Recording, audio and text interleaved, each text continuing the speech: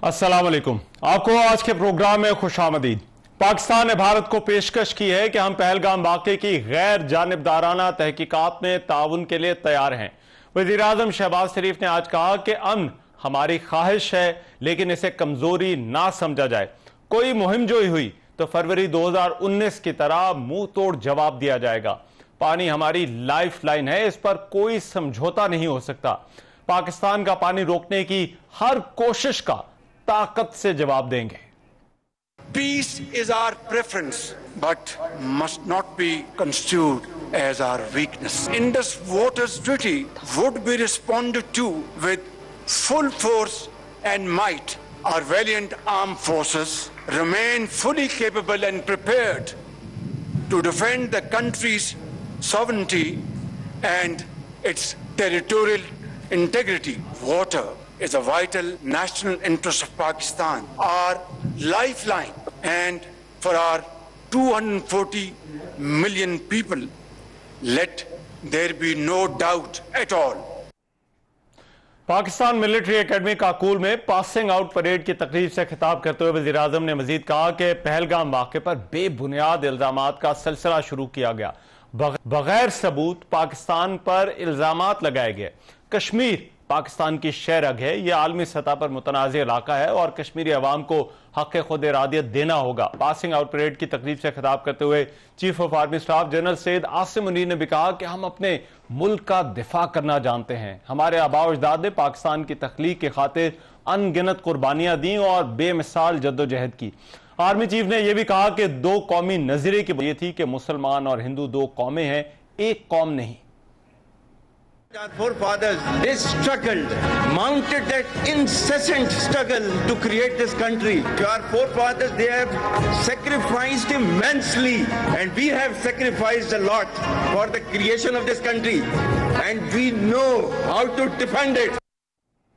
वफाकी वज़ीर दाखिला सैयद मोहसिन नकवी ने भी आज कहा है कि जाफराबाद और पहलगाम वाक़े की शफाफ तहकीकात के लिए आलमी माहिरीन की कमेटी तश्कील जाए। दुनिया को समझना पड़ेगा कि दहशतगर्द कौन है और वो किस तरह से अपने अहदाफ को हासिल कर रहा है। अब ये जो सूरत हाल है पाकिस्तान की तरफ से, आज पाकिस्तान के वज़ीर आज़म की तरफ से जो तकरीर की गई, इस पर बात करने के लिए इस वक्त मेरे साथ मौजूद है वफाकी वज़ीर नशरियात जनाब अताउल्लाह तारड़ साहब। अताउल्लाह तारड़ से इस हवाले से बात करते हैं। अता तारड़ साहब, बहुत शुक्रिया आपके वक्त का। अता तारड़ साहब, सबसे पहले तो ज्यादा बात हो रही है इस वक्त जो सिंध तास मुआहदा है और भारत ने इस मुआहदे को मुअत्तल किया। पाकिस्तान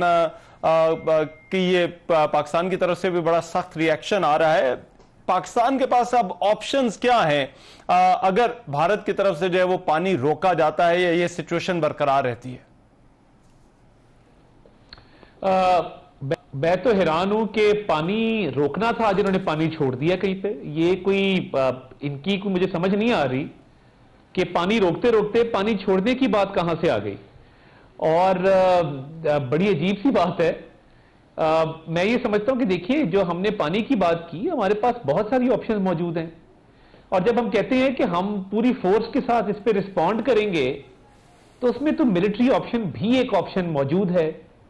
और उसका मतलब यही है, जिस तरह के एलामिये के अंदर, नेशनल सिक्योरिटी कमेटी के एलामिये के अंदर मौजूद था कि मिलिटरीली भी एक ऑप्शन मौजूद होती है ऐसे मामलात के अंदर।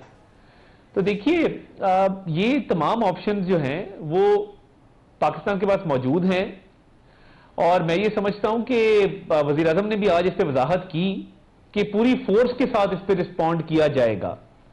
और ये यूनिलैटरली कर नहीं सकते थे इस ट्रीटी को खत्म या सस्पेंड, ये इनका इख्तियार नहीं है। तो ये इन्होंने कैसे सोच लिया कि एक ट्रीटी जिसको कानूनी तौर पे बैनुल-अक़वामी कानून के मुताबिक सस्पेंड या मुअत्तल नहीं किया जा सकता, तो ये एक तरफा तौर पे कैसे कर दिया। तो ये तो इग्नोरेंस है और इनकी, मैं समझता हूं, एक बड़ी अहमकाना अप्रोच है कि कानून की खिलाफ वर्जी भी करो और फिर कहो कि जी पाकिस्तान ने ये कर दिया वो कर दिया। तो पाकिस्तान ने तो आपकी एयर स्पेस बंद कर दी है, मिलियंस ऑफ डॉलर्स का आपको नुकसान है। पाकिस्तान ने तो आपके गुड्स को बैन कर दिया है, ट्रेड को बैन कर दिया है। अब आपके पास ऑप्शन नहीं है और आपकी इकोनॉमी को इसकी हिट पड़ेगी। आपने जो ऐलानात किए हैं अपनी एक फॉरेन ऑफिस की स्पोक्स पर्सन या फॉरेन सेक्रेटरी के थ्रू, उसमें से कोई एक भी नाफिजुल अमल नहीं है। तो ये गीदड़ भपकियों पे और प्रोपेगेंडा पे ये भारत का पूरा फॉरेन ऑफिस और उनका मीडिया चल रहा है, और अब फ्रस्ट्रेशन का शिकार हो रहे हैं क्योंकि वो कुछ कर नहीं सके इस चीज का। ताहिर साहब, लेकिन आज एक बड़ी अहम बात की गई पाकिस्तान के वजीर आजम की तरफ से और कहा गया कि हम गैर जानिबदाराना तहकीकात में ताउन के लिए तैयार हैं। ये क्या पेशकश है और किस तरह की तहकीकात में ताउन जो है वो पाकिस्तान देने के लिए तैयार है? देखिए, हमारे हाथ साफ हैं और हम ये समझते हैं कि भारत कोई ना कोई ऐसा प्रोपेगेंडा करके, कोई ना कोई वाकया करके अपना कोई ना कोई ऑब्जेक्टिव अचीव करने की कोशिश करता है। जैसे पुलवामा में उसके बाद कश्मीर का स्पेशल स्टेटस खत्म कर दिया गया, इस दफा इस वाकये को बहाना बना के इसकी आड़ में इंडस वाटर ट्रीटी को सस्पेंड करना मकसूद था। भाई, टेररिज्म के विक्टिम हम हैं। आपका कलभूषण यादव यहां बंद है नेवल ऑफिसर, और वो जासूसी करते हुए, दहशतगर्दी के वाकयात करते हुए पकड़ा गया है। वो एक जीता जागता सबूत है कि आप टेररिज्म को स्पॉन्सर करते हैं, आप सिखों का कत्ल करते हैं कनाडा में, यूनाइटेड स्टेट्स में, पाकिस्तान में, और ये स्टेट स्पॉन्सर्ड टेररिज्म है आपका, जिसके शवाहिद सबूत मौजूद हैं। मोदी को तो वीजा नहीं कोई देता था बाकी मुल्कों का, प्राइम मिनिस्टर बना है तो अब ट्रैवल कर सकता है। बुचर ऑफ गुजरात, और उसके बाद ये जो टेररिज्म की स्पॉन्सर्ड वाकयात है, इसका ये मौजूद है। और देखिए, टेररिज्म की फ्रंट लाइन स्टेट टेररिज्म के खिलाफ पाकिस्तान है आज भी। ये भारत टेररिज्म को स्पॉन्सर भी करता है और फिर टेररिज्म का विक्टिम बनने की भी कोशिश करता है। तो हम तो ये कह रहे हैं कि हमारे हाथ साफ हैं, हमारा इस वाकये से कोई लेना देना नहीं है। हम भरपूर आपका जवाब देना जानते हैं, हम तहफ़्फ़ुज़ करना भी अपना जानते हैं, और आप किसी सूरत भी हमें फॉर ग्रांटेड ना लें, मगर हम एक इंडिपेंडेंट और एक न्यूट्रल इस पे इन्वेस्टिगेशन कराने को तैयार हैं।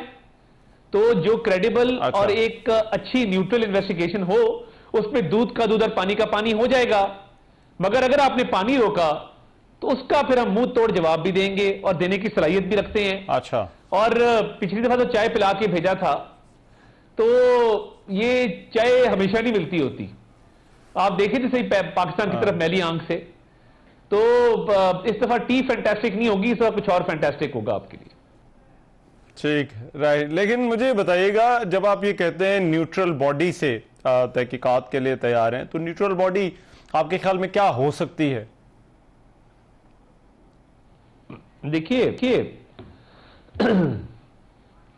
देखिए बहुत सारे आलमी इदारे हैं, बहुत सारी इंटरनेशनल बॉडीज हैं, बहुत सारे ऐसे फोरम मौजूद हैं दुनिया के अंदर। जब भी कोई वाकयात होते हैं तो उस पर दो जो कंसर्न पार्टीज होती हैं, as a lawyer I can tell you, मैंने पब्लिक इंटरनेशनल लॉ भी पढ़ा है, तो दो कंसेंटिंग पार्टीज, दो कंसेंटिंग स्टेट्स वो अग्री कर सकती हैं किसी एक बॉडी के ऊपर। तो ये तो कोई मुश्किल काम नहीं है, मगर उसकी न्यूट्रलिटी मेंटेन करने के लिए दोनों मेंबर स्टेट्स को उस पर एग्री करना जरूरी होता है। पाकिस्तान न्यूट्रलिटी को समझता है, न्यूट्रलिटी को इस केस में चाहता है, और हम ये बिल्कुल समझते हैं कि ये ऑफर इसलिए की गई क्योंकि हमारा इन वाकयात से लेना देना कोई नहीं है। और भारत ने जो फिंगर पॉइंटिंग पाकिस्तान पे की है, ये देखना चाहिए ना, अपने गिरबान में झांकना चाहिए कि उस नेवल ऑफिसर के हवाले से जो वीडियो चलाई गई वो कपल की, वो फेक वीडियो थी, वो गलत थी, और वो कपल जिंदा था जिसकी वीडियो लगाई गई। फिर जख्मियों को तिब्बी इमदाद क्यों ना दी गई, उनका फोटोशूट क्यों किया गया, उनका खून क्यों बहने दिया गया, उनको तिब्बी इमदाद क्यों नहीं देने दी गई। पूरे भारत में आवाजें उठ रही हैं इस वाकये के खिलाफ, और ये जो एक तकिया लगाए बैठे थे, दुनिया में अब ये बात हो रही है कि भारत का प्रोपेगेंडा पिट गया है, भारत का नैरेटिव नहीं बिक रहा।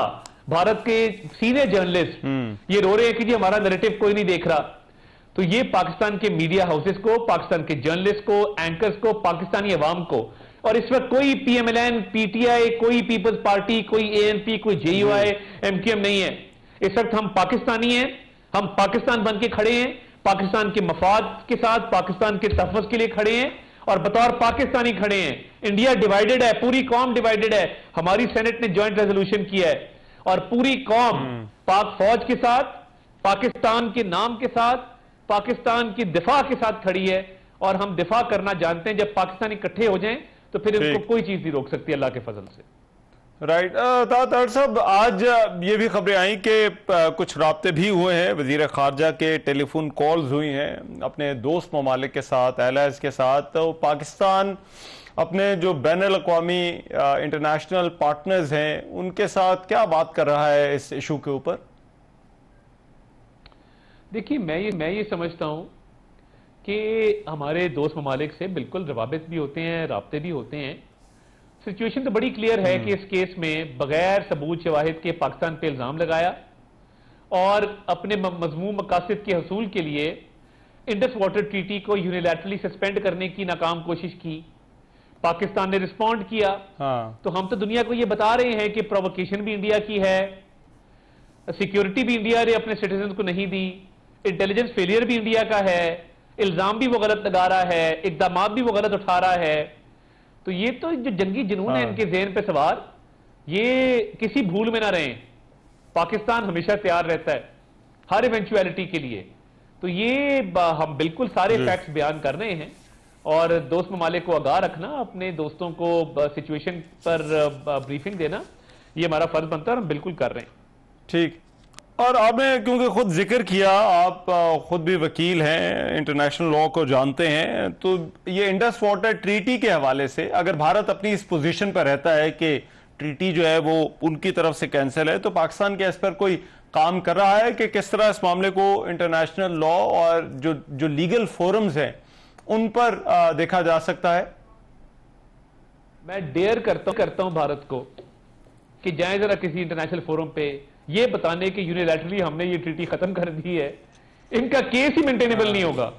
इनको इतनी शर्मिंदगी होगी कि कैसा अहमकाना और बेवकूफाना फैसला किया है कि बगैर सोचे समझे, बगैर किसी चीज के, एक बिल्कुल ही बच्चों वाला फैसला, इमेच्योर फैसला, जिस पर ना अमल दरामद मुमकिन है और ना ही उस पर कोई आगे वे फॉरवर्ड बन सकता है।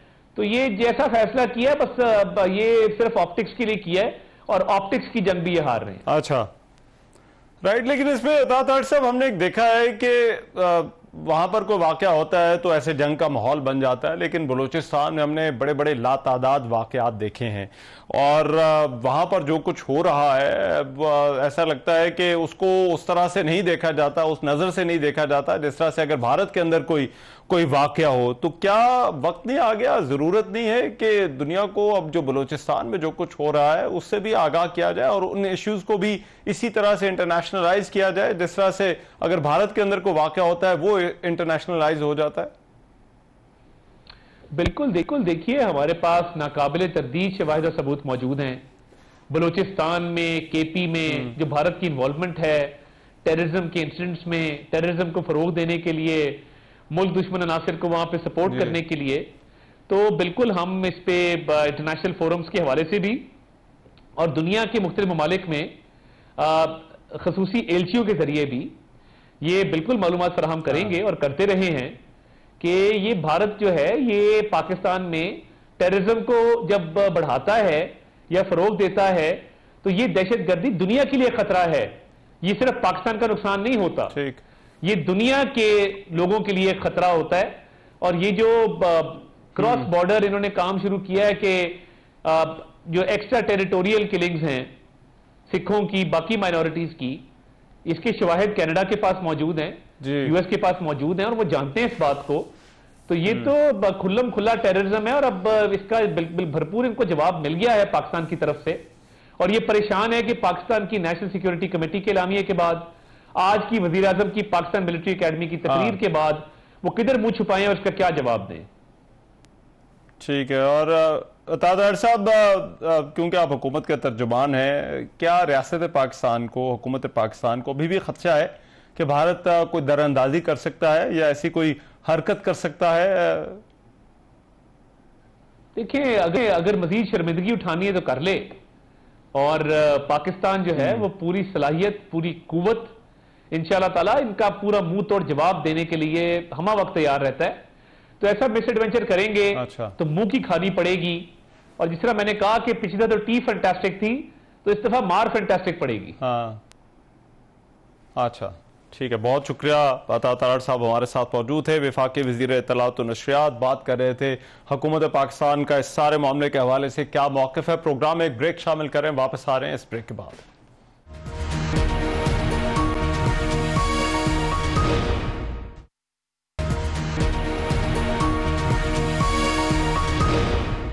Welcome back after the break. Pakistan और भारत के दरमियान इस वक्त जो सूरत हाल है, और आज जो वज़ीर आज़म पाकिस्तान ने तकरीर की काकुल में, उन्होंने कहा कि हम पेशकश करते हैं पहलगाम वाक़े की गैर जानिबदाराना तहकीकात अगर हों तो हम ताउन के लिए तैयार हैं। और आर्मी चीफ ने भी वहां पर तकरीर की। वज़ीर दिफा पाकिस्तान के ख्वाजा मोहम्मद आसिफ साहब इस वक्त मेरे साथ मौजूद हैं, उनसे इस तकरीर के हवाले से और अभी जो सिचुएशन है उस हवाले से बात करते हैं। ख्वाजा साहब बहुत शुक्रिया आपके वक्त का। ख्वाजा साहब सबसे पहले तो फरमाइएगा, ये जो आज वज़ीर आज़म ने पेशकश की है और कहा है कि गैर जानिबदाराना तहकीकात में ताउन के लिए हम तैयार हैं, ये क्या ऑप्शन दे रहा है पाकिस्तान भारत को? ये दो चीजें मद्देनजर रखनी चाहिए सबको कि इस जो क्रेडिबिलिटी है स्टोरी की, उस पे अटैक जो है फ्रॉम विद इन इंडिया भी हो रहा है जी। लोग इस स्टोरी को जो है पॉलिटिकल माइलेज के लिए मोदी का इस्तेमाल करना कह रहे हैं, और ये कोई अभी तक एविडेंस जो है पाकिस्तान की जो लिंकेज है वो इंडियन गवर्नमेंट ने नहीं मीडिया को पेश की। ठीक है। और ना अभी तक उन्होंने मीडिया के जरिए एक्यूज जरूर कर रहे हैं जी, या वैसे जो है तकरीरों में एक्यूज कर रहे हैं, लेकिन इन राइटिंग कोई चीज अभी तक सामने नहीं है। This is my information. उसमें मैं थोड़ा सा जो है डिले हो उसमें मेरी इंफॉर्मेशन में, लेकिन this is the factual situation कि एक तो इस स्टोरी की क्रेडिबिलिटी जो है वो जैसे जैसे टाइम गुजर रहा है उसकी क्रेडिबिलिटी जो है ना वो तार हो रही है। सेकेंडली जो है प्राइम मिनिस्टर ने जो आज तकरीर की है, अभी आपने उसका जिक्र भी किया है, वो बिलाशुबा एक बड़ी जामे और काबिल तारीफ एड्रेस था at a very appropriate place कि वो पाकिस्तान मिलिट्री एकेडमी में पासिंग आउट पे उन्होंने ये एड्रेस किया, और उसमें तमाम तर चीजें जो हैं उन्होंने एड्रेस की जो भी इस वक्त हमें मामला जो है दरपेश है। ठीक, मैं इसी पे आ जाऊंगा। उन्होंने जो एक ऑफर की है कि जी हमें कोई इतराज नहीं, इंटरनेशनल कम्युनिटी जो है चाहे from within our region हमारी नेबरहुड में से या बियॉन्ड, यू नो, अगर लोग 2, 4, 5, 6 ममालिक मिलके अपने एक्सपर्ट्स भेज दें जी, और मोदी जो कह रहा है उसकी क्रेडिबिलिटी जो है वो उसको जरा एग्जामिन कर। ठीक, मोदी खुद जो है इस सारे चक्कर में मुलव्वस रहा है, वारदात खुद कही उसने की। एक बंदा जो पुराना वारदातिया हो और वो इस तरह की स्टोरियां जो है हर 2-4 साल के बाद जो है घड़ के जो है वो आवाम के सामने लाने की कोशिश करे, स्पेशली जब उस वक्त जिस वक्त पॉलिटिकल ग्राफ जो है उनका अपने मुल्क के अंदर जो है वो इतना ज्यादा मकबूल ना हो जी। तो इस सूरत हाल में आप देखेंगे जो पिछला वाकया था पुलवामा वाला, उसके बाद में जो है बड़ी क्रेडिबल वॉइसेस वहां से आई थी कि ये एक फॉल्स फ्लैग ऑपरेशन था जिसमें कोई हकीकत नहीं थी। आपको भी याद होगा जी, बिल्कुल, वहां से आवाज बिल्कुल। तो ये Modi can go to any extent for votes.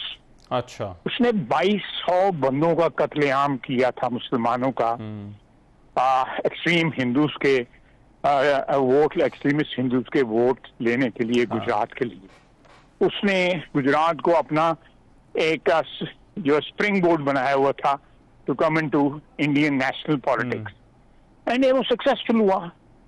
उसने ये हिंदुत्व की स्टोरी और पीछे मुसलमानों का कत्लेआम, मिनॉरिटीज के जो है वो राइट्स जो हैं वो स्नैच किए, सारी मिनॉरिटीज का कत्लेआम किया। उसमें सिख भी थे, उसमें क्रिश्चियन भी थे, और देन अगेन एक चीज जो आपको याद रखनी चाहिए कि इंटरनेशनल टेररिज्म में Modi is the only ruler who was ever banned from entering United states.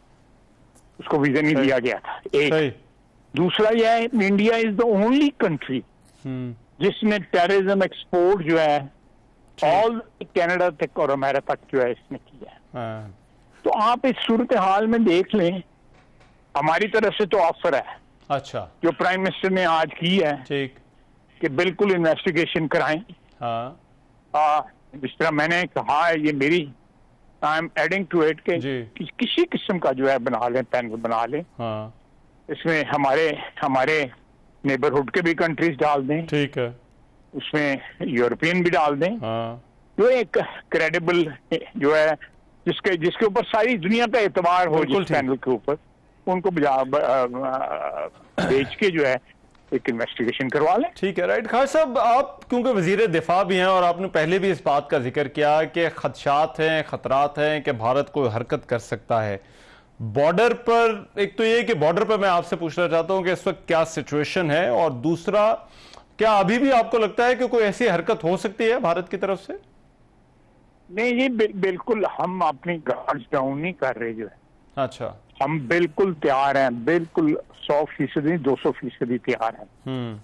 हम कतई तौर पे इन हालात के में अपने गार्ड्स डाउन नहीं करेंगे। हम हर इवेंचुअलिटी को जो है फेस करने को तैयार हैं, और जिस तरह मैंने कल कहा था, हम अपने मुल्क के जर्रे जर्रे का दफा करेंगे। और उसके लिए जो है किसी भी लिमिट तक जो है जाने के लिए हम तैयार हैं। अपनी दफा के लिए हमारा कोई जारहाना अज़ाइम नहीं है, कतई तौर पे नहीं। अच्छा, ठीक। We will never be an aggressor, but if aggression is imposed on us, तो फिर उसका तो दफा करना पड़ेगा ना। अच्छा, ठीक। तो कोई ऑप्शन नहीं होगी, इंशाल्लाह ताला करेंगे। राइट। और खान साहब, जो हमारे इंटरनेशनल पार्टनर्स हैं, उनसे क्या बात हो रही है इस सारे मामले पर? क्या रिस्पॉन्स है उनका?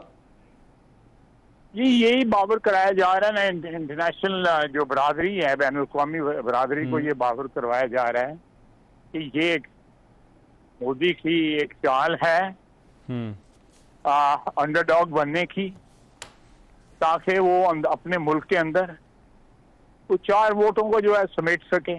अच्छा, लेकिन जो बाहर लगता है कि उसके लोग जो हैं, उसकी अपनी आवाम उस पर एतबार नहीं करती, वो इतना बेतबारा आदमी। तो ये अच्छा, सूरत हाल में आप अंदाजा लगा लें कि ये इंशाल्लाह ताला बैकफायर करेगी। ये अच्छा, ये जो उसने ये एक मूव की है, जिसकी कोई क्रेडिबिलिटी नहीं है। हम तो खैर हरीफ हुए, दुश्मन हुए एक दूसरे के, लेकिन उसकी अपनी आवाम जो है बिलीव करने को तैयार है। ठीक है। और खान साहब, अमेरिका या चाइना, ये क्योंकि 2 बड़े मुल्क हैं, उनका कोई किरदार हो सकता है या आप कोई किरदार देखते हैं इस सारे मामले में? देखिए, आप देखिए, चाइना इसमें जो है उसका किरदार जो है वो बड़ा इम्पोर्टेंट है, बिकॉज वो दोनों मुल्कों का हमसाया है जी। वो हिंदुस्तान का भी हमसाया है, पाकिस्तान का भी हमसाया है। और ये कश्मीर जिसके जो इस सारी क्राइसिस के में जो है सेंट्रल स्टेज पे है, कश्मीर की सरहदें जो हैं और कश्मीर का एक पार्ट उनके पास भी जी। तो ये सारे का सारा जो है, मैं समझाऊं, is the most relevant country in this regard is China ji. कि चाइना जो है, उसके अलावा आप दूसरे ममालिक भी जो हैं, जो इस्लामिक काउंसिल के मेंबर हैं, उनको भी, अमेरिका भी है, बरतानिया भी है। ये सारी प्रॉब्लम जो है, कश्मीर जो है, ये बरतानिया का ही विरसा है ना, जो हमें मिला हुआ है। ऐसे तो ये उन लोगों को बिल्कुल इन्वॉल्व किया जा सकता है। अच्छा, कि भाई आप आए और ये खुद आके फैसला करें कि ये फ्रॉड हो रहा है या इसमें कोई हकीकत। ठीक है। और खान साहब, ये सेंटर स्टेज पे तो कश्मीर है, कश्मीर के मामले को और इससे जो जुड़ा है, और पाकिस्तान इंडिया की जो बार बार टेंशन इस वजह से होती है, इसको आप किस तरह से देखते हैं sir?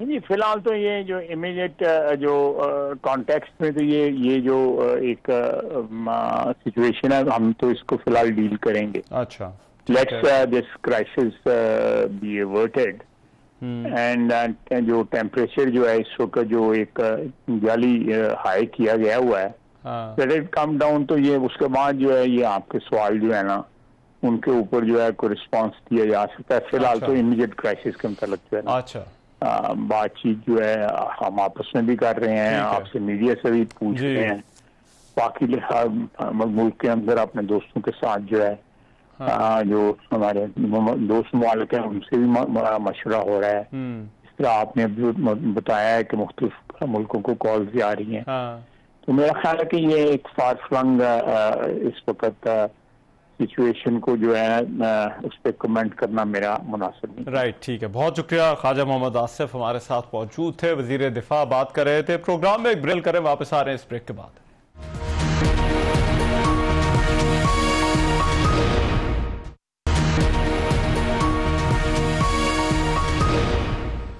Welcome back after the break. Pakistan और भारत के दरमियान जो सूरत हाल है उस पर नायब वजीर आजम इसहाक डार ने सऊदी और ईरानी वज़ीर ख़ारजा को कौमी सलामती कमेटी के फैसलों से आगाह भी किया है। सऊदी वज़ीर ख़ारजा फैसल बिन फरहान ने इसहाक डार से रब्ता किया। इसहाक डार ने सऊदी वज़ीर ख़ारजा को जो है वो कौमी सलामती कमेटी के फैसलों से भी आगाह किया और भारत की तरफ से जो इल्ज़ामात लगाए गए हैं उन्हें उनको मुस्तरद किया। उन्होंने ये भी कहा कि पाकिस्तान किसी भी जारियत पर सख्त जवाब देने का अज़्म रखता है। जबकि इसहाक डार ने दूसरी तरफ ईरानी वज़ीर ख़ारजा सैयद अब्बास से भी टेलीफोनिक गुफ्तगू करते हुए कहा कि खित्ते में कशीदगी कम करने के लिए वो ईरान की कोशिशों को सराहते हैं।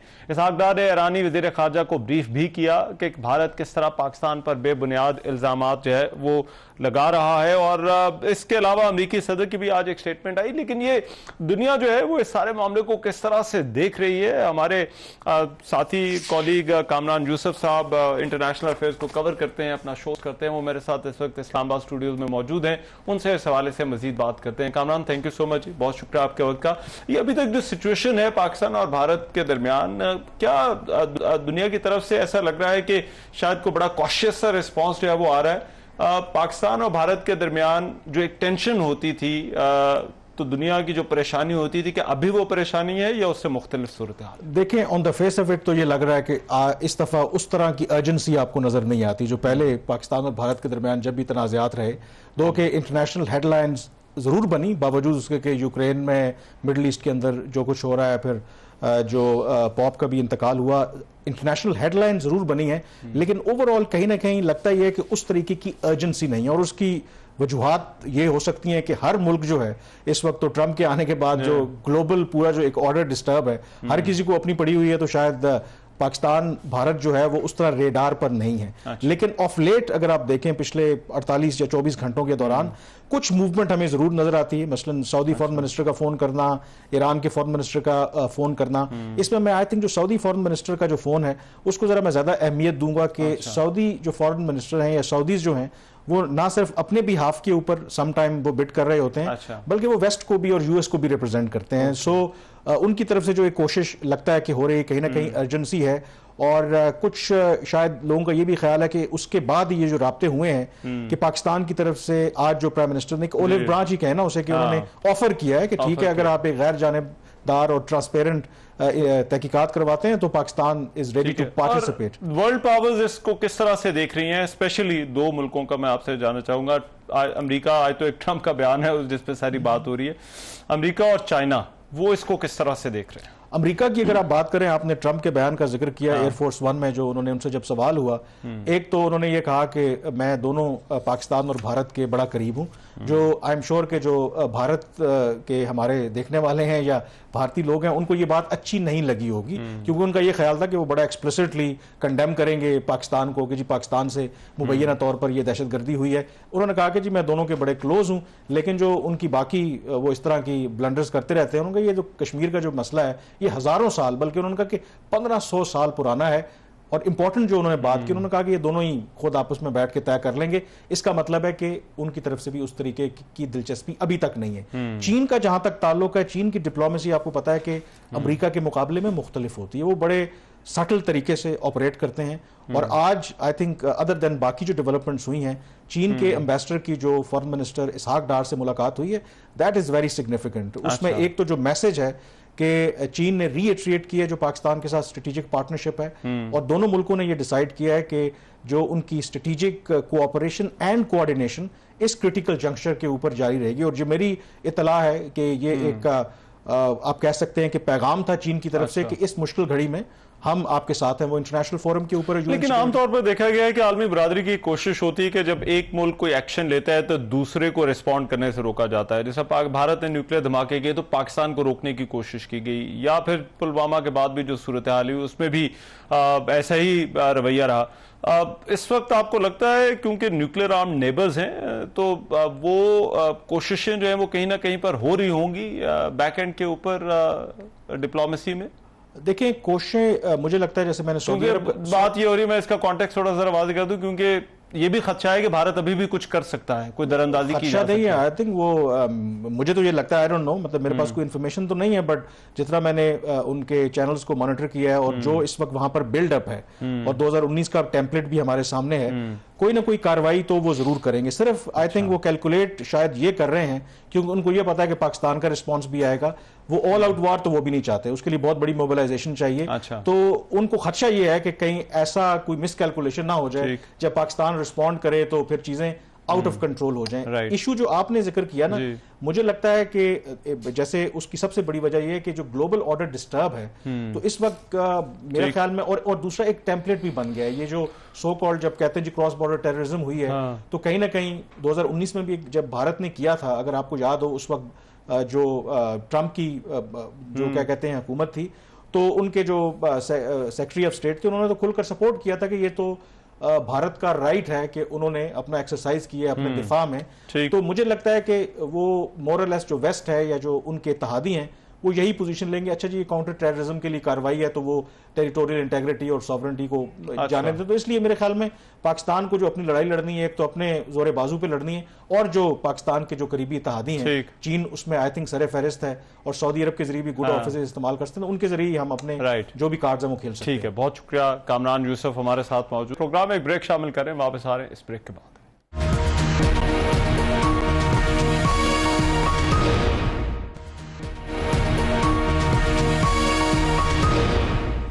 Welcome back after the break. Pakistan और भारत के दरमियान जो मामलात है, और अभी इस वक्त जो आज वज़ीर-ए-आज़म की तरफ से भी ऑफर की गई है तहकीकात की, पाकिस्तान जो है वो इन सारे मामलात पर किस तरह से आगे बढ़ सकता है और मुस्लिम लीग नून बतौर जमात इन मामलात को किस तरह से देख रही है, इस पर बात करने के लिए साबिक वज़ीर दिफा खुर्रम दस्तगीर साहब इस वक्त मेरे साथ मौजूद हैं, सीनियर रहनुमा मुस्लिम लीग नून के। उनसे इस हवाले से बात करते हैं। खुर्रम दस्तगीर साहब, बहुत शुक्रिया आपके वक्त का। खुर्रम दस्तगीर साहब, एक तो आप लिखते रहते हैं, लेकिन मैं सबसे पहले तो आपसे जानना चाहता हूं कि आपको क्या लगता है ये जो अभी एपिसोड हम देख रहे हैं पाकिस्तान और भारत के दरमियान, इसके पीछे आपको मोटिव क्या नजर आता है? ये जो बुनियादी हकीकत है रहमान साहब, वो ये है कि 96 घंटे से जायद गुजर जाने के बावजूद हिंदुस्तान इस मामले में पाकिस्तान की किसी भी जिम्मेदारी का कोई सबूत, कोई शवाहिद, कोई नो एविडेंस व्हाटसोएवर। तो लिहाजा अब हम इस पे अब सोचने पर मजबूर हैं कि क्या ये उसी किस्म का वाकया जिस तरह सन 2000 में बिल क्लिंटन के आने पर छत्ती सिंहपुरा में जो है कुछ सिखों का कत्ल हुआ था, और ये इल्जाम कश्मीरी मुजाहिदीन पर लगाया हिंदुस्तान ने उस वक्त अमेरिका की हमदर्दी हासिल करने के लिए, लेकिन बाद में मालूम हुआ कि इसमें खुद हिंदुस्तानी सिक्योरिटी फोर्सेस ने ये कत्ल किए थे। तो ये उस तरफ जाता हुआ मामला लग रहा है, और इसके दो बुनियादी मेरी नजर में, एक बैरूनी फैक्टर है और एक अंदरूनी फैक्टर है। बैरूनी फैक्टर तो यही है कि चूंकि अमेरिकी नायब सदर JD वैंस जो है वो एक निजी दौरे पर हिंदुस्तान में मौजूद हैं, तो एक बार फिर उन्होंने ये फैसला किया कि जी हम इनकी अमेरिका की हमदर्दी लेने के लिए दहशतगर्दी के मामले में ऐसा एक इकदाम करेंगे। तो और दूसरा उसका एक इंटरनल फैक्टर भी है कि बिहार में एक बड़ा मुश्किल टेस्ट है भारतीय जनता पार्टी के लिए और नरेंद्र मोदी के लिए, तो उन्होंने अपने तो आपको लगता है ये दो फैक्टर जो है वो है। लेकिन आपके ख्याल में डिप्लोमेटिकली हमारे पास अब ऑप्शंस क्या है, क्योंकि अगर एक वॉर हिस्टेरिया है और दूसरा मुल्क जो है वो इस तरह से कर रहा है, तो हमारे पास डिप्लोमेटिक ऑप्शंस इस वक्त आपके ख्याल में क्या है?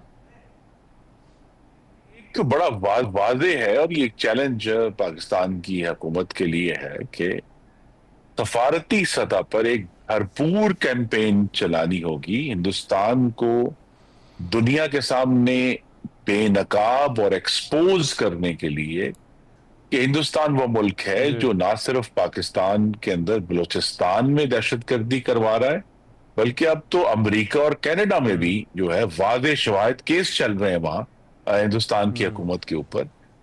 कनाडा ने उस मामले में बहुत सराहत से बात की है, उनके वज़ीर आज़म जो थे उन्होंने भी बात की है कि हिंदुस्तान जो है वो अगर दूसरे ममालिक में जो है किराए के कत्ल में मुलव्वस है और अपने मकासद हासिल करने के लिए असैसिनेशंस कर रहा है, तो पाकिस्तान के लिए एक मीडिया ऑफेंसिव जो है वो पहली चीज है जिसपे जो है हमें जाना है। दूसरा ये कि पाकिस्तान को ये जरूर एक दफा फिर बावर कराना है कि हम तो अपने जो न्यूक्लियर जो डिटरेंट है उसको बड़ी संजीदगी से और बड़ी जिम्मेदारी से उसका इस्तेमाल करना चाहते हैं, लेकिन हिंदुस्तान ने इस दफा जो इंडस वाटर ट्रीटी को इस सारे मामले में घसीटा है, ये पाकिस्तान की एक रेड लाइन है जो हम कभी उसको क्रॉस करने नहीं देंगे। तो दो तीन चीजें ऐसी हैं जिसपे बायलैट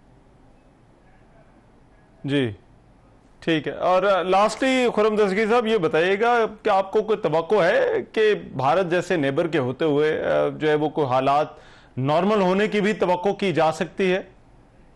जी नहीं, मुझे तो जब तक नरेंद्र मोदी और भारतीय जनता पार्टी के जो कट्टर मुसलमान मुखालिफ और पाकिस्तान मुखालिफ जो लोग हैं वो हिंदुस्तान में आला तरीन ओहदों पर मौजूद हैं, इसकी कोई हम रीजनेबल तवक्को नहीं कर सकते। लेकिन पाकिस्तान के पास एक ये मौका है कि हम भी जो है वो अभी बड़ी मुश्किल से एक मुआशी और सियासी इस्तेहकाम हासिल हुआ है, इसके ऊपर बिल्ड करें और अपनी जो डिप्लोमेसी है उसको अपडेट करें 21वीं सदी के लिए, और उसमें जिस किस्म की मुख्तलिफ मीडिया का प्लेटफॉर्म्स का इस्तेमाल करना है, दूसरी चीजें जो अब 21वीं सदी की जो सफारतकारी है वो उस तरह की नहीं है जिस तरह पहले थी, तो उसको भरपूर तरीके से सारे जो टूल्स हैं हमारे साथ अवेलेबल हैं उनको इस्तेमाल करते हुए पाकिस्तान ने अपनी जो अमन पसंदी को भी दुनिया के सामने वाज़े करना है कि अब हम इस मामले में जो है वो पूरी तरह एक जिम्मेदार मुल्क हैं, और हिंदुस्तान की गैर जिम्मेदारी और इसका जो तशद्दुद पसंदी है दुनिया में उसको एक्सपोज कर। राइट, बहुत शुक्रिया। खुर्रम दस्तगीर साहब हमारे साथ मौजूद थे। आज के प्रोग्राम से इतना ही। मेज़बान रहमान नज़र को इजाज़त दीजिए। अल्लाह निगहबान।